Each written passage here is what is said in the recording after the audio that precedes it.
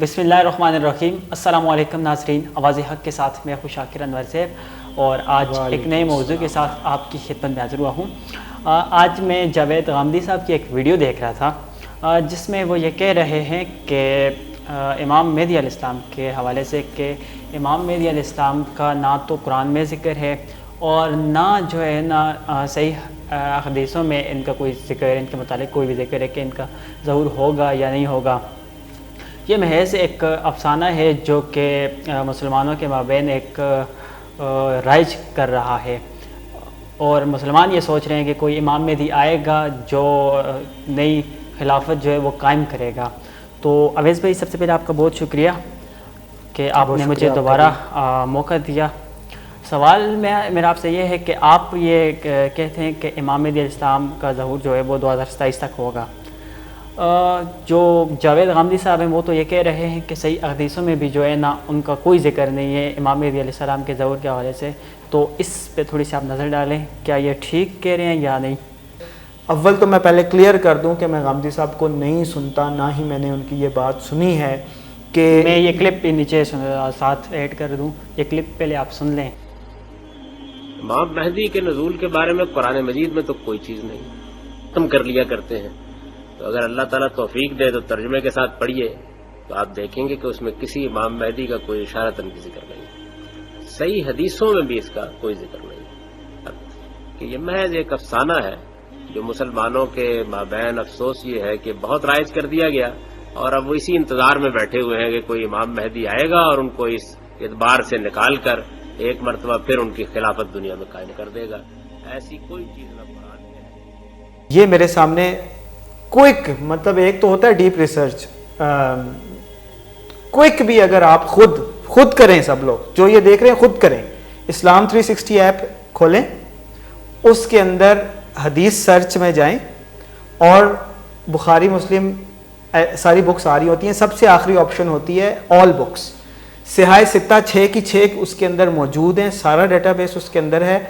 उसके अंदर जाएं, ऑल बुक्स सेलेक्ट करें और ऊपर सिर्फ आपने लिखना है महदी, उर्दू में, उर्दू ऑप्शन सेलेक्ट कर लें, मेहदी लिखते हैं, महदी, ठीक है।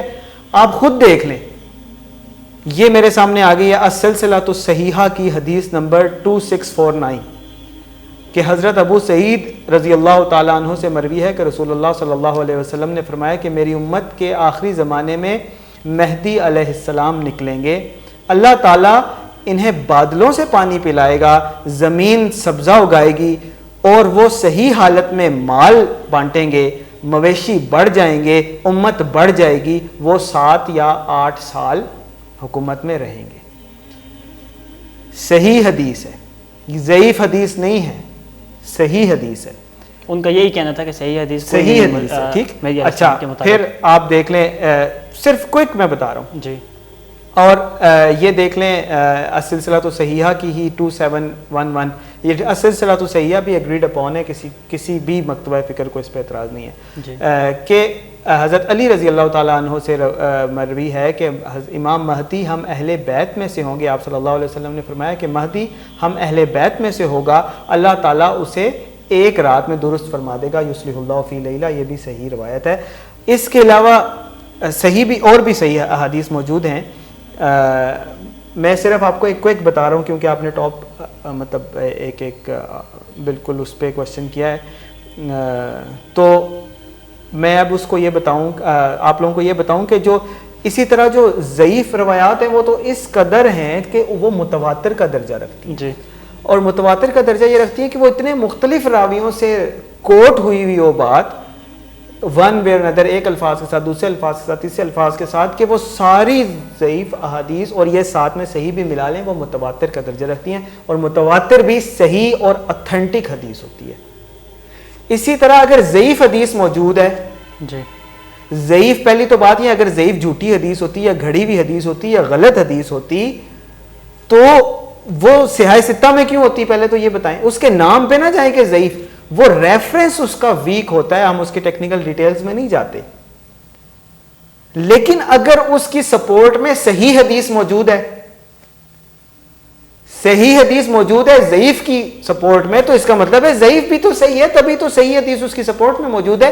वो वाला वर्ड पहुंचते पहुंचते راوی کسی وجہ سے جو گریڈنگ انہوں نے کی، انہوں نے اس کی صحیح کے بعد کی ضعیف، اس لیے وہ حدیث بھی صحیح ہوتی ہے، اس سے آپ گائیڈنس لے سکتے ہیں، کوٹ کر سکتے ہیں، اور جب وہ متواتر کا درجہ اختیار کر جائے، ساتھ میں صحیح روایات موجود ہوں، تو پھر اس کے اوپر ایمان لانا، ایمان رکھنا ایمان کی شرط بن جاتی ہے۔ اس کو جھٹلانا اور اس کا انکار کرنا وہ حدیث کا انکار ہے، اور حدیث کا انکار کفر ہے۔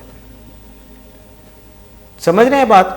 اور یہ غامدی صاحب اس طرح کے، پھر وہ میرے منہ سے عادتاً اخلاق کا تقاضا ہے کہ صاحب نکل جاتا ہے، بڑے دیکھیں جی جو فتنہ پھیلا رہا ہے نا، وہ کسی کوئی ہمارے لیے بڑے نہیں ہے، عمر میں جتنا مرضی ہو، ٹھیک ہے، جان بوجھ کے جو شرارت کر رہا ہے ہمارے لیے وہ کوئی قابل عزت نہیں ہے، قابل قدر نہیں ہے، وہ فتنہ ہے، اور اس فتنے کو ہم ایکسپوز کریں گے، بتائیں گے، اور شرارت ہے، دین کو مروڑنے توڑنے کی بات ہے۔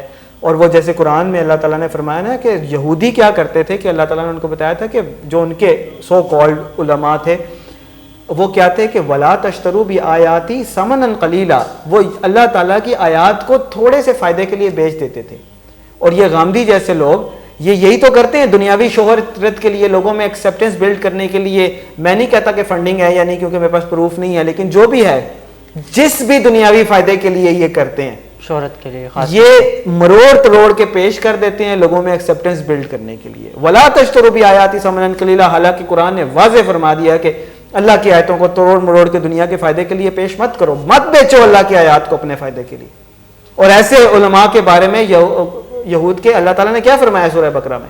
مَثَلُهُمْ كَمَثَلِ الْحِمَارِ يَحْمِلُ أَسْفَارًا، گدھوں کی طرح ہے کہ جیسے گدھے کے اوپر بوجھ لا دیا جائے، کوئی علم اس کے اندر نہیں جاتا، اس کی عقل میں سمجھ نہیں آتی، جتنی مرضی کتابیں اس کو لاد دیں۔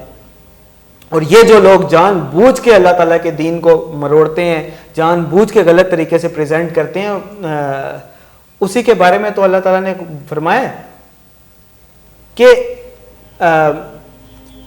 فی قلوبہم مرض فزادہم اللہ مرضا یضل بہ کثیرا ویہدی بہ کثیرا، کہ یہی جو قرآن ہے نا، اسی کے ذریعے سے اللہ تعالیٰ بعضوں کو گمراہ کرتا ہے اور بعضوں کو ہدایت دیتا ہے۔ اور گمراہ کن کو کرتا ہے؟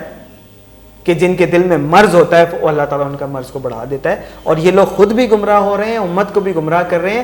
حضرت عیسیٰ علیہ السلام، امام مہدی علیہ السلام، قیامت کی علامات کبریٰ جو خرق عادت ہیں، جو بیونڈ ہے فزکس سے، ان کے اوپر ہمارا بلیف ہے، ہمارا ماننا ہے۔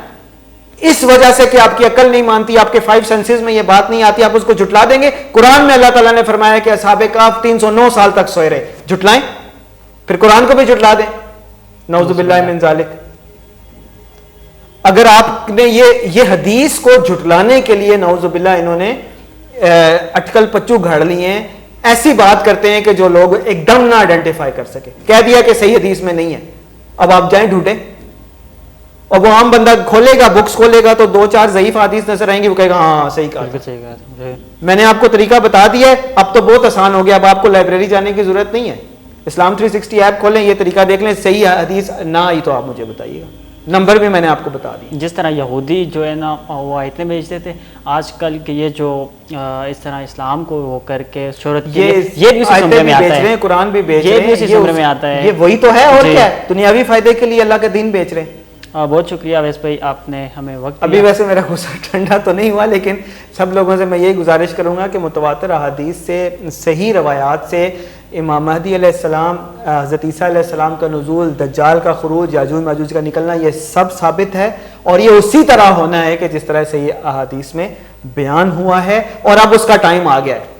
اللہ کرے میں کہتا ہوں غامدی جیسے منافقین جو ہیں وہ زندہ ہوں، اور ہماری انڈرسٹینڈنگ کے مطابق امام مہدی کا ظہور ہو بھی چکا ہے، اور 2027 میں انشاءاللہ اللہ تعالیٰ کی توفیق سے، 2027 یا لگ بھگ جو بھی ہے، یہ کنفرم نہیں ہے، لیکن رفلی اندازہ ہے کہ ہماری لائف میں اگلے چند سالوں میں امام مہدی کے ہاتھ پر بیعت بھی ہو جائے گی۔ تو اللہ کرے، ویسے تو قبر میں اس کی ٹانگیں، لیکن اللہ کرے کہ یہ بھی موجود ہو، اور پھر ہم دیکھیں کہ امام مہدی خود اس کے ساتھ کیا سلوک کرتے ہیں انشاءاللہ، اور جیسے فتنوں کے ساتھ۔ اللہ تعالی ہمیں حق کے ساتھ رکھے اور باطل سے بچائے۔ اللہم ارنا الحق حقا وارزقنا اتباعہ وارنا الباطل باطلا وارزقنا اجتنابہ۔ بہت شکریہ اویس بھائی، آپ نے بڑے زبردست طریقے سے جواب دیا، انشاءاللہ اگلی بار بھی کسی نئے موضوع کے ساتھ آپ کی خدمت میں حاضر ہوں گا۔